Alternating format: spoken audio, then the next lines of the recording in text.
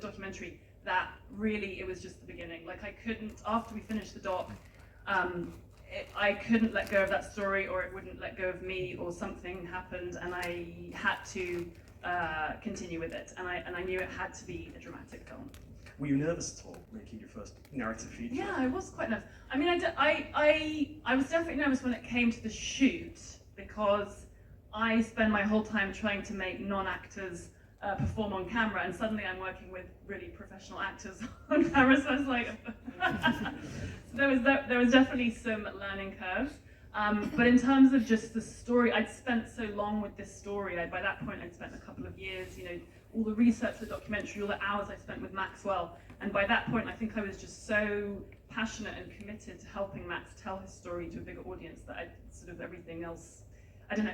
Yeah. Well, I always think that like there's a huge degree of responsibility that comes with telling someone's true life story.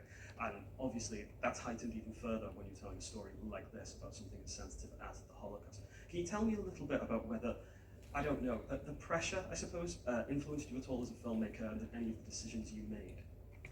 Yeah, I mean, first of all, Max is an exec producer on this film. I sort of made sure that he was informed all the way along. I wanted to always be sure that Max was comfortable with what was going on in terms of, you know, where I was taking the story.